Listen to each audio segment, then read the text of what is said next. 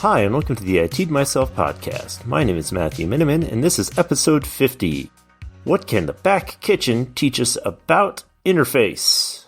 So, if you've ever worked in the food industry, moreover, if you've never worked in the food industry, I feel sorry for you. You will never know the true horrors of humanity. You will never know how shitty people can be on a Sunday afternoon during a lunch shift.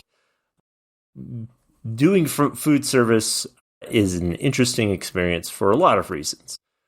You know, ordering food, getting people's foods right, bringing food out, allowing people to eat, getting them what they want, and then being dependent upon their judgment about how well you did at your job in order to live is all kind of weird and scary. But one of the pieces that people who've never worked in food service will probably never see, at least not in an in-depth way. There are plenty of shows about it, but none of them, I feel like, accurately displays what it's like to have to work in the food industry. But overall, one of the things that's difficult is talking to the back kitchen. And it's not necessarily difficult from a perspective of, hey, how do I do this? Like, yeah, you just talk to people. But the back kitchen is interesting in the sense that these are guys who are making, I don't know, not much more than the servers. They really don't get paid any tips. And they work as hard as hell every day in the above these burning stoves, and they're hot as hell. They can't drink and eat like they can't just drink and eat anything they want. They have to follow a bunch of health food, and half of them, probably 75% of them are high as fuck while they're doing their job. They're either on coke or meth or mescaline. I don't know. They're all just high as balls because otherwise they'll just fall into this pit of despair. That's kind of how the back kitchen is. And if you've ever been a server to go back there and request a change or anything like that, it can be daunting because the back kitchen, these guys are insane. They may be completely, their reactions may just be unpredictable. They can act in any way, and it's kind of crazy. But there's a right way and a wrong way to handle the back kitchen, and it kind of depends on your back kitchen how you're gonna talk to them. And this is kind of like interface on a computer. And what you have to understand is that this is probably this is a concept that can be difficult for a lot of prospective or incoming IT folk to understand. We've mentioned certifications before, and A+ certification, which is one of the basic ones, tests your knowledge on the basics of a computer, how a computer works, the different aspects of a motherboard and CPU, and how those devices connect to the CPU to create you a computer that works. Now, this is really good knowledge, and a lot of up and coming IT folk will pass this test because they memorize all of the aspects, the inner workings of a computer. But one of the other things that the A+ certification tests is your ability to identify peripheral cables, different connections, and different aspects of how you manipulate a computer, your interface. And it can be difficult for up-and-coming IT folk to understand why this is important, and also how to memorize or review this information in a way that makes sense. So, one of the things that you have to understand as an incoming person into IT or somebody who is new is that computers do not necessarily have to be interfaced with. In fact, one of the things that I think most people would just be gobsmacked about is how many computers surround them in a day.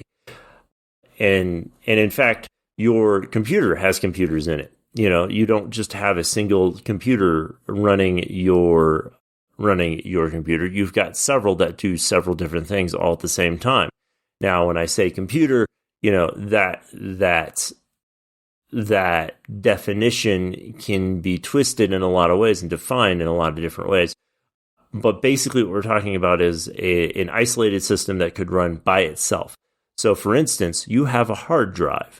Your hard drive effectively has a computer on its own. It has a system that can identify and detect defects on the drive, and it interfaces with another device directly. Now, on a very high scale, it is a computer, but it does not have any interoperability or any interface with the outside, and that is kind of where everybody loses what is a computer and what isn't. So, for instance, another computer that you're surrounded by each and every day is in your car. You have several different machines in your car, several different computers in your car that run things. You've got the system that runs your infotainment center. You've got your system that identifies problems with your engine. You've got your system that analyzes if you've got a car that does this. You've got a system that analyzes the wheel rotation ratio for every wheel of your car to identify if you have any slippage, things like that. And these are all systems that have been designed and implemented together to work. And when one breaks down, you don't think about it until one breaks down, until you have electrical issues, which, if you have a BMW or an Audi, you're very familiar with those things. So anyways, when you are working with computers, one of the things you have to understand is how to interface with them and how interfacing with them is.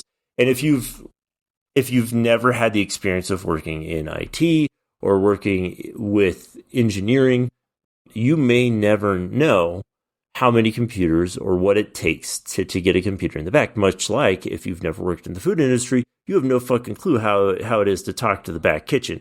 You have no idea how it is to go back to the kitchen and say, table 6, they just changed their order, and watch this hairy-ass motherfucker throw a pot of boiling spaghetti against the back wall because you've now just altered his entire existence by changing a single table's order. Not an uncommon thing to happen in the back kitchen. And it can be like that with certain systems. Working with them, interacting with them, interfacing with them can have disastrous results if you aren't sure how to work with them.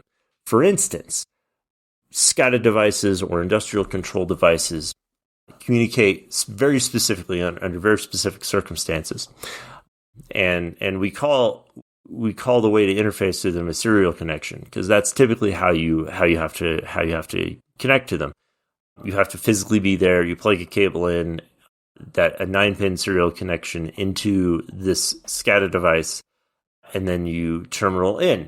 And typically the way you terminal in is by operating through a specific set of communication configuration. So how fast do you talk to each other? Do you have bit parity? Things like that.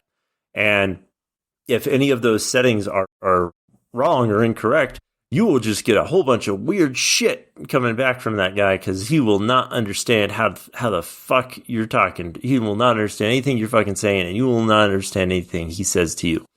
That is kind of how it is. If you've got to have the right connection parameters in order to connect. And just like with SCADA systems or industrial control systems, one of the things that they've tried to do is they've tried to make it easier for people to manage these. And so they've exposed them out to the internet. And this is how you get all of these stories with people who have been compromised, the Colonial Pipeline being one of them, where every single one of their SCADA devices was compromised, and somebody basically threatened the the oil pipeline on the East Coast of the United States, which cost billions of dollars in work and billions of dollars in damages and things like that. So that is basically what it would end up looking like if you had customers directly able to interface with the back kitchen. You'd have people who were absolutely destroyed by the response of the chefs directly to them. This is why they're the back kitchen. You don't get to go back there. But in interfacing with systems, again, you have to understand how to connect to them, what the best way to connect to them is, and what each individual type of peripheral or connectivity is, and how it operates in the greater scheme of things. So, for instance, you have your infotainment center on your car, which can run a lot of different things and actually might interface with the internal workings of your computer. And this is a very friendly system because it's got what we call a user interface. It's got a GUI, graphical user interface. And this GUI has very specific things that are programmed into it that you can do and certain things that you can't. It allows you to control aspects of your vehicle without having to worry about all of the different or all of the very complicated aspects of what it's doing in the back end. And this is what it's like to have an expo. An expo or expediter is somebody who basically is in between the servers and the back kitchen, and they drive the communication with the kitchen, and they can be very friendly. They can directly talk to the kitchen, and this way they know when and where to talk to the cooks on the line, so that way they don't interrupt something that's important and potentially piss off the line cooks. They also make sure orders get out on time and things like that. So a GUI can help you interface with a computer by giving you sort of a more controlled and understood way of communicating directly with your computer. Where a GUI kind of becomes a challenge is, well, it can't handle every instruction. It can't do everything that you want it to do. Much like if you have a rush order, an expo can't fucking just make the chefs go faster. They can't make that burger cook in 3 minutes. It's just not physically possible. So, there are certain things that your GUI won't be able or won't allow you to do under certain circumstances. And when you are coming into IT, it can be very easy to forget that there are different aspects of a computer rather than just the front end or the back end. You can completely become blinded to the fact that there's this whole other aspect of computers that you're not thinking of. There's not this. Computers don't just come with an interface pre-prepped on them. Just because you've never had to think about working on a machine that doesn't have an interface before doesn't mean they don't exist. And that can be a challenge for a lot of IT guys, specifically new ones, because they aren't tracking how different devices can communicate. And so when you're taking a certification test, one of these A+ certification tests, it is important to know that the interfacing aspects of a computer are important, and the A+ certification does test you on that. So when you're looking for this information, when you're studying for the A+ certification, you have to keep that in mind. Always pay attention to what the cables are, what you're doing when you're plugging things into your computer, how this interacts or how this interfaces with the computer. And in this, you'll be able to understand how things operate or interoperate a little bit better than if you never had that experience, if you never had to plug anything in. So when connecting devices into your system, it makes sense to understand how that communication path works and how that goes in. And those are the things that A+ will teach you. When you do these things, when you are messing with systems and connecting different devices to them, or finding different ways to manipulate a system, it can provide you with deeper knowledge of that interoperability. And what I mean by this, and where I'm kind of cycling the drain here, is that when you connect a different device, it has a different impact, and it does connect in a different way. And so, like a USB device, all USB devices operate the same way, right? Well, yes and no, but they all connect through the same path on a system. They all connect to the bus. They all connect through that into the CPU, and then there are drivers that the operating system has that will allow the system to identify what it is and how to respond to that data. And this is important for us to know in the security standpoint as well, because, if you are running through a penetration test or you're attempting to create malware or something like that, one of the things that you can create is something called a rubber ducky. And a rubber ducky is a thumb drive. It's a concept of a thumb drive, at least, where you have a keyboard script that's on there, and that keyboard script will just do certain things, like run code. And you can craft a rubber ducky to do something as malicious and complex as a complete takeover. Install a remote access tool to gain persistent access to a machine, which allows you to basically exfiltrate data at will. And so understanding how those different aspects work and how different aspects and how different peripherals connect can allow you to make those manipulations even easier. And knowing this helps you understand further down the road, beyond just beginning IT guy stuff, how your environment works and how your computers will connect, and also allow you to troubleshoot a little bit better.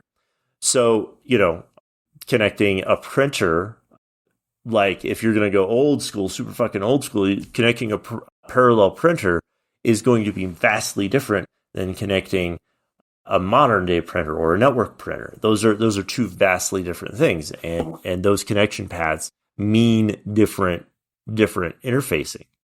Also, like if you have a SCADA device, if you have an industrial control device, and you are attempting to connect it to other SCADA devices or other